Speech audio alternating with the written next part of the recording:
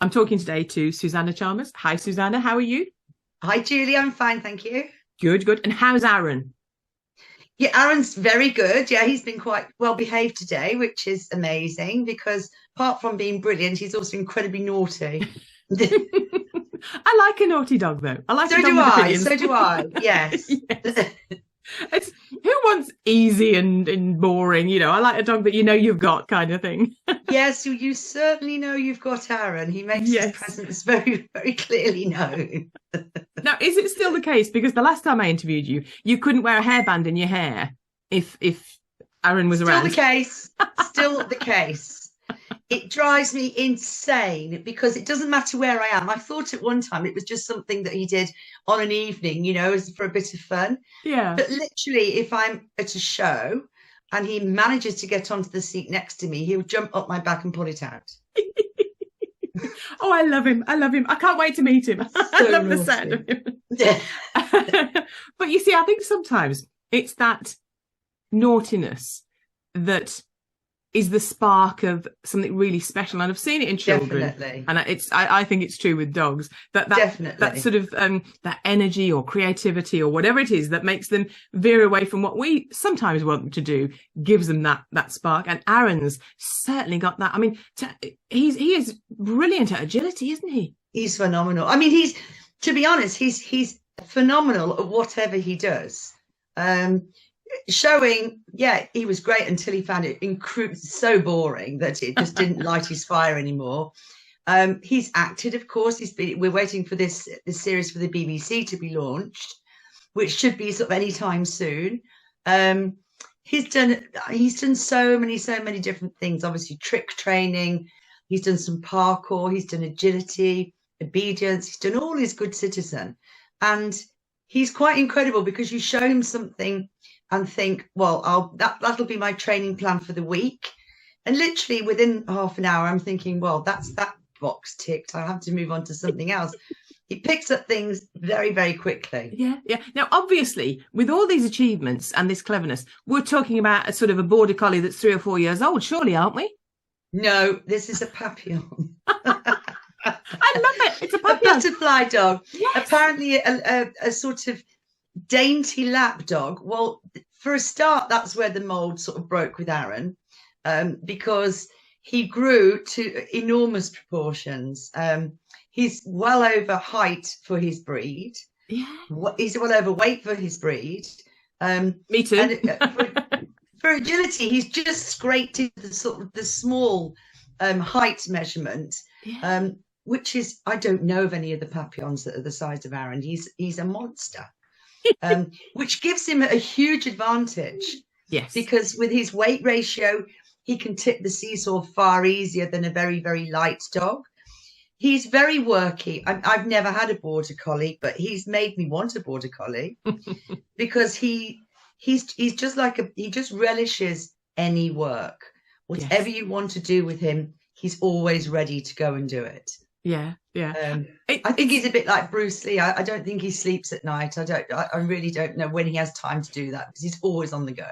yeah. Yeah. It's funny you say that. We have a German Spitz Klein, Mischief, who's Yeah, she has Papillon in. No, she has Pomeranian in her. yeah, that's right. Yeah, but she is far closer to the border collie we had than she is to the Labrador or the Bichon Frise because she's like, what should we do now? What should we do now? I mean, she Yeah, loves people. She's very friendly, but she does have that working nature and that yes, intelligence. Yeah, yes, definitely, definitely. yeah, yeah. He's the same. I mean, he even has quite collie characteristics, whereby he'll sort of crouch down on his front legs and sort of Mm, be poised, ready to do something.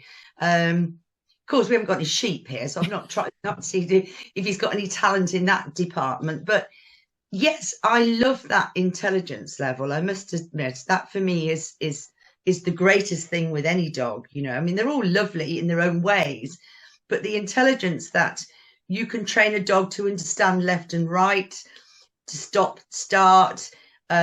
He'll do lots of things on one command, on one yeah. verbal command. He's very, very, very bright. Even my Yes. trainer, who at the moment is training 5 dogs, runs 5 dogs at the top level on Team GB, said he's incredibly intelligent. Yeah. So it's not just my imagination. He really is, you know. Amazing. Now, saying that he's intelligent and he's doing well and you're doing well as a team, you've just been selected to join the UK team to compete in the Paragility World Championships, haven't you? That's right. Yes. That's amazing. Congratulations. We're over the moon. Yes, we're absolutely over the moon. I mean, it was quite funny because he just started his agility career last August. Yeah. And I was offered a place on the team with Marsha, with my other dog. Yes, who is a pug? Years ago. Who's a pug? Who's a pug? Yes. So another not really sort of specific agility breed. And had it not been for COVID and what have you, we would have gone. But then 2 years sort of fast forward, she's a lot older, obviously not as fit as she was, and she is a pug, which means they're not traditionally built for agility. So I said no, and the question was raised at the time, would I like to possibly apply to go on the team with Arran? And I discussed it with my trainers, and we both thought, no, he really needs a good year of experience before we do that, because it's very hectic, very noisy. You know, you've got countries competing from all over the world. So he may have got a bit of stage fright. I doubt it, knowing his character. But we thought, no, we'll just wait a year. So I kind of got it in the back of my mind that I'd like to apply again. So applied again in just after Christmas, and it went off for approval. I was approved, and we were selected. So we were selected just after Christmas. So we've been very busy since then, sort of competing, practicing. He's gone from starting at grade 2 last August to 1 win off grade 6. So, and grade 7 is the highest that you can compete at. So for his age, and he's only just over 2, he's, how old is he? 27 months old. Wow. So he's still relatively young. Yeah. But yes, he's just picked it up very, very quickly. And I'm hoping that he's going to really enjoy the experience. I'm sure he will, because he's a bit of a showman. So he won't really be fazed by, you know, the atmosphere and what have you. Yeah. And hopefully we make a podium position. You never know. That'd be really cool. I wouldn't put it past you. It would be wonderful. Well, that's the plan, Julie. Yeah. So yes, we'll just wait and see. Yeah. Obviously, there are other competitors from all over the world, and how they arrange it with Paragility is there are 7 different categories. It's actually incredible. It's very inspiring, because in one of the categories you've got people that compete in wheelchairs with agility dogs. Wow. Some that compete in you know, the chairs, the motorized chairs that some that use sticks. And then it just depends on where your medical condition is as to which category you're put into. With me, with suffering from arthritis, at the moment it's very well in remission and very controlled with drugs. So I have the odd days when the pain is quite bad. But on the whole, I can sort of still compete, and I can sort of get around. It just means that some of the time, some of the turns that I may need to do and what have you are just not as quick as able-bodied sportsmen. But as I say, he's learnt very quickly to pick up on my verbal commands, which is really good, because that's what you need to be able to do. Yes. It's not just running around. It's not speed. It is speed, isn't it? But it's the communication. I didn't realise until I tried some agility how much of a mental workout it is, because you've got for the handler, certainly, because you've got to remember the course, and you've got to remember all your cues, and there's all sort of, if your arm this way, it pulls them away, and if you open your arms this way, it's so technical. It's exhausting, isn't it? It's so technical. And of course, the higher grade you go up, the harder the courses become. Yeah. And always, I mean, we normally do 3 or 4 a day, depending on what show we go to. But those will be 3 or 4 completely different courses. Yeah. So you've got to remember 4 different courses if you're running 4. Yeah. And as you say, yes, you know, when I'm walking it, I'm saying out loud, left, right, you know, different commands that I use, because, and most of the time that works, but sometimes you can be thinking to say right and you actually say left or something, which is just, where it always goes wrong. It's never the dog, it's always the handler that goes wrong, really. Yeah. Well, having to do it at that speed and under that pressure, yes, you know, it it's a big ask, isn't it, of both handler and dog. Yes. It's I think I love it because you really do have to be a good team with your dog. So you've got to give the right commands. The dog's got to be looking to you for those commands, as to where to go. It's really, you've got to, it's teamwork. You've got to be friends and mates and colleagues, haven't you, really? You do. You really, really do. And there's got to be a lot of trust involved as well, because some of the equipment, especially for young dogs, can be quite scary. And not only that, some of the show situations can be quite terrifying. Yes. And you get many that never really make the grade because they find the whole show situation just too overwhelming. Yeah. But yes, I've been lucky with Arran. He's never really had that problem. No. I mean, you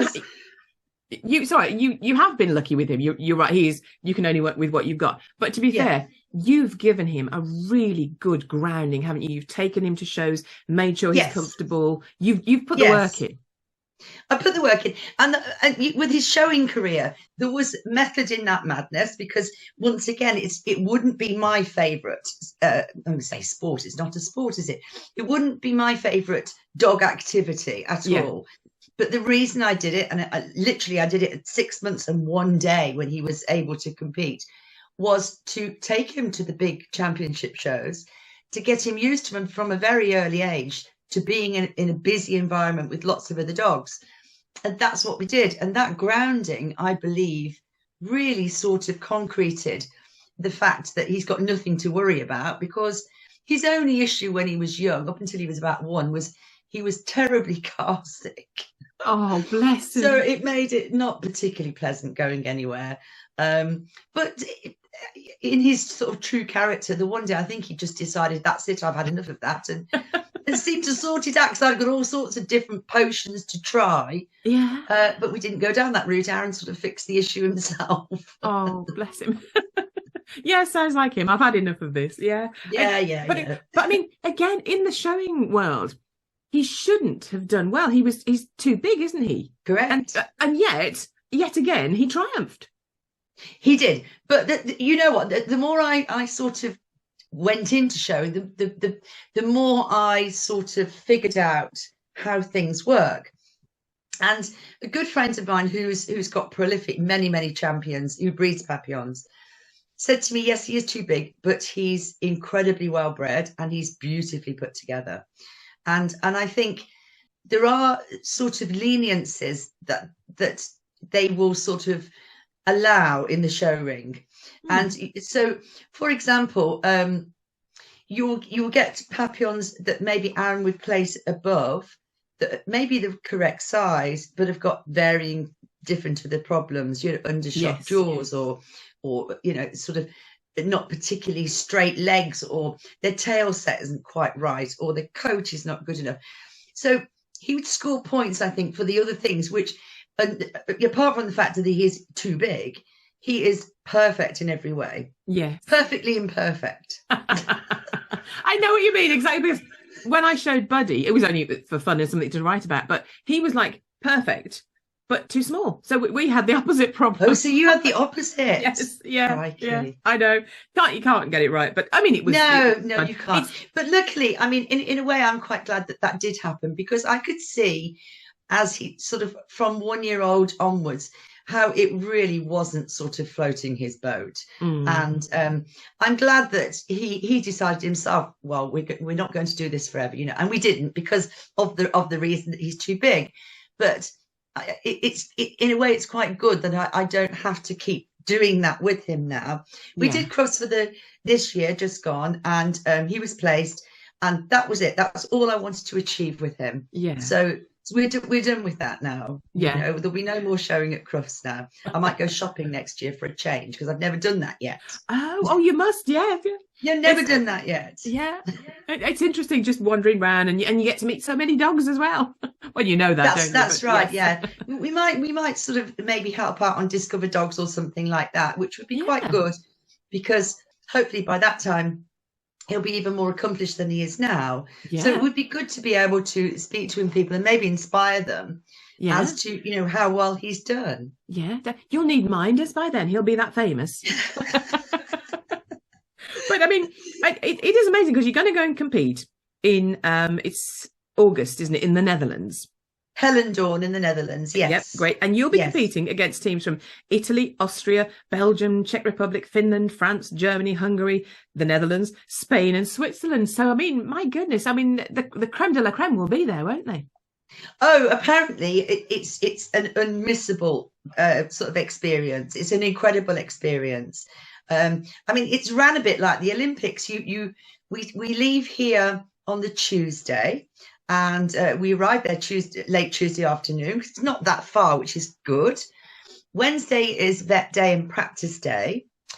Thursday is they have an opening ceremonies day. So it's just like the Olympics. You know, all the teams are paraded, all the dogs, gifts are exchanged between countries and things. And then the competition is Friday, Saturday and Sunday. So the UK team have booked the hotel that's very close to the venue. I think it's only a few meters away, but we've already filled the 28 rooms that we booked there. And I think now they're looking at booking some other form of accommodation, because ours will be the largest UK team that's ever been. Wow. It'll be the largest one. So that's incredible, you know, that so many people have been inspired by people competing in it. And now we're going to be a force to be reckoned with. Normally it's the Italians, I think, have the largest contingent. But this year, the UK, have got an amazing team. Yeah. So brilliant. Excellent. Super. It'll be great fun. Yeah. In the year of the coronation, go and do it for king and country. Yes, that's really good. Aaron's got his little Union Jack coat and his little Union Jack collar. So yes, and I'm waiting for the UK kit and what have you to come. So we'll be all kitted out, which will be great. Yeah, excellent. Now, to get there, you're self-funding, aren't you? Yes, like a lot of the events, I think that's the way it is these days. It's not cheap. It's not cheap to get there. It's not cheap to actually be able to get there, you know, with the cost of accommodation, transport. And I mean, the health certificate at one time you could have a pet passport, but now it's a health certificate for every time you go overseas. Wow. And when I inquired at my vets a few weeks ago, £250 for the health certificate. Wow. Plus the rabies vaccination, which he's had already, that was over £100. So that's before you even get there. Yeah. So yes, it's not cheap to get there. No. So you are looking for sponsorship, aren't you? I am. Yes, I've had a couple actually come on board already, which is great. I've had a company called Nonstop Dogwear from Finland who have donated some merchandise for Arran and I, which will be lovely. Brilliant. So either we will maybe sort of have an auction or something, or else Arran might wear it. I'll have to ask him what he wants to do. Yes, excellent. Many possibilities. I've opened a GoFundMe page as well. Yeah. And yes, that's sort of slowly creeping up bit by bit.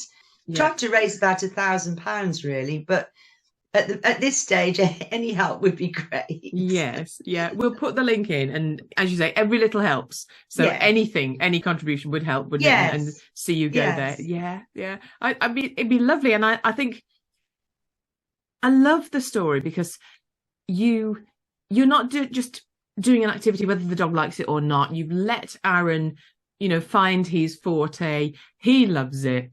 His tail is wagging. He's happy. You're happy. You've overcome. Both of you have overcome obstacles in the way. Yes. Yes. It's such a positive story. I absolutely love it, and the fact that it's not a breed that you would traditionally associate with agility, or dog sport in general. I think that's the thing.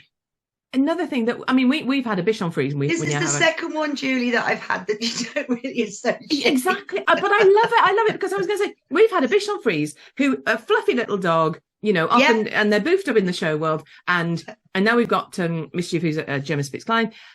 And often these are dogs that, it drives me mad when I hate articles that say, here are the top 10 dogs to get if you don't want to take them for a walk or if you don't want to exercise them. And you go, no. All dogs are dogs. They all need, they have those and I needs. don't think that you can just put them in a category box like that as well. No. There are the exceptions to the rule. Yes. You know, for example, me with my pugs. But if I listened to, before I started working Marsha, most people, well, they're happy to sit on your lap, or no, not really. Marsha likes being a real dog. Yes. You know, she likes to go, she likes to work, she likes to go on walks. She likes to learn. She's also incredibly clever. Yes. And I don't think that you can sort of categorize one breed and say, well, that's the only thing that dog can do. Yes. Not true. No. But I also believe, as you said, that you have to nurture and see where they excel and what they want to do. Yes. I would never make any of mine do anything they didn't want to do, you know? Yeah, absolutely. Absolutely. And I think as well, I mean, you've been brilliant, and you're inspirational in competing and showing people, you know, raising the awareness and raising the profile of breeds and dogs and sports. And I think that's brilliant. But if people don't compete, you know, I'm never going to compete at a level like that.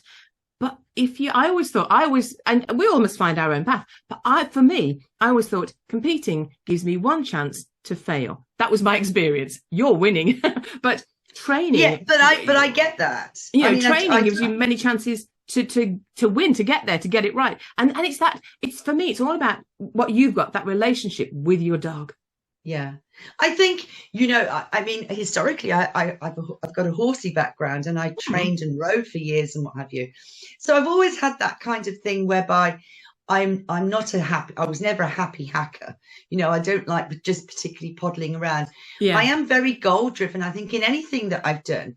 So I do like to try and have a goal of what I'm aiming for.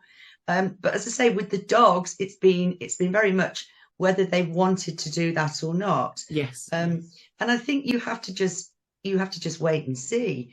You know, I was talking to a friend of mine yesterday who's got, in fact, a similar dog to Mischief. She's got a Japanese Spitz. Yeah. Which is white and fluffy, and she's beautiful. Anyway, so she's about one now.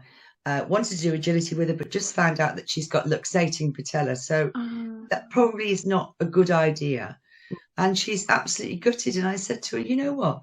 There's lots of other things you can do. Yes. There's lots of other things. There's hoopers, which is low impact. There's scent work. Arran would absolutely love to do scent work. I mean, he's incredibly good at sniffing out things. We're going to have something starting. I think it's quite a new thing, but I do think it started. I've really heard of it, called Barn Hunt. No. In the UK.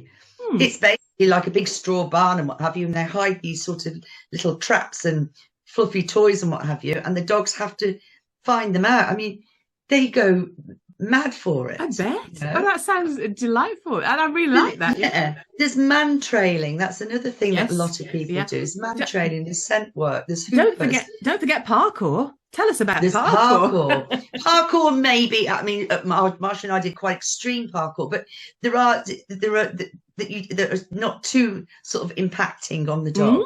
There's lots of things you can do. I mean, Arran and I did our Good Citizen. I sort of poo-pooed it a bit to start with, because I'm a bit, obedience. No, I'm not sure about obedience. I'm so glad I did. Yeah. Because it isn't really obedience. It teaches them what they need to do on a day-to-day basis. Yes. Yeah. And I love the car manners. I love the car manners. Amazing. How many dogs? No one trains that. No. How many dogs get into trouble because you open the boot, bang, they're gone. You know, it's vital. And no one trains that. Even if you go to a dog trainer as part of your obedience or your puppy training, I've not seen one that said, let's see how you get your dog in and out of the car. It's brilliant. It's such a good part of it, that is. Yeah. I love that. As you say, it's everyday skills. Everyday skills, opening a gate, waiting patiently while you open a gate, not tripping you over to get through it. Yeah. Lots of things. So we've done other things that I never thought that I would do. Yeah. And that's what I would say to anybody. You know, you don't have to do. Oh, and if you do agility, we've got lots at our club that just do fun agility. Yes. Just for fun. Yeah. Not to compete or anything else. I mean, I suppose I just like the buzz of competing, which I do. Yeah. I've always done it. I've always done it with the horses. So, but yes, if I'd started with Arran and I couldn't see that we were ever going to really get anywhere. I would have done something else. Yes. Yeah. I'd have tried something else. Yeah. Yeah. You know, yeah, I think that's great though, because dogs like to be active, you know. They do. As you say, Marsha is your pug is a prime example of that. She could have gone to a home where, you know, she'd just be allowed to lie on the sofa and vegetate and, yeah, you know, but dogs like to do things, to be active and to work their brains. And yes, they do need stimulation. I mean, you know, it's hard work. I mean, I'm up most mornings. Well, Poppy makes sure, one of my other pugs, that I'm up by 5:30. Yeah. So I'm up and I walk them straight away as soon as I get up and take them out. We're lucky because we have fields all around. So off I go, come back, they have breakfast. I then do whatever I'm doing in the morning. Around 1 o'clock, I'll take them out again. And around 4 o'clock, I'll take them out again. So they get lots of exercise and lots of stimulation, you know, because they want to go sniffing when you take them for a walk. They don't. And then during that time, during the day, I'll spend sometimes 10 minutes training Arran, sometimes 5 minutes. It depends what I'm training. Yes. But I'll always do a little bit with him at home. Yeah. And I think that's where his skills became so sort of good and his foundations, because during lockdown, none of my trainers were offering training. No. So I had to sort out my own training packages and do it myself. And that's what I did. Yeah. And he was my project, I suppose, during lockdown. And his skills are amazing. He's got really amazing skills. Yeah, yeah. Tell us about all your dogs, so none of them are missed out. You know, they're all included. Oh, right, okay, right. Well, let's start with the oldest then. So when I moved back to the UK from Zambia in 2010, I'd been living in Zambia for 18 years, and when I moved back in 2010, I brought with me 2 of my dogs. In fact, the others were guard dogs that stayed with the farm when I sold the farm, but the ones I brought back were a Pomeranian called Pablo. Yeah. And another pug called Lily. Sadly, Lily passed away some years ago, but Pablo in July is coming up to his 18th birthday. Wow. Hopefully happy birthday, Pablo. Wow. And he's absolutely fine. And he's a Pomeranian. Yeah. Oh, bless him. He's gorgeous. They're all lovely. He's amazing. Yeah. And then next we go to Poppy, who's my oldest pug, who'll be 12 this year. She came from a puppy farm when I helped out with the rescue, and it's just been kept in a shed really and bred with until I took her on. And she had lots of issues, mostly psychological, you know, not physical. But I did a bit of agility with her. She still enjoys a bit now and again. It's a very sort of basic level, but she loves it. And then there's Isaac, and Isaac will be 10 this year. He's another pug. He was an ex-breeding dog, again, sire, that had never been in house until he was 5 years old. Wow. So, and my partner, David, it took David, I would say, probably a good 6 months to be able to actually put a harness on to him, because he would just freeze on the floor. He was so scared. Bless. So there's him. And then there's the famous or infamous Marsha, I should say, who's just been 9 now.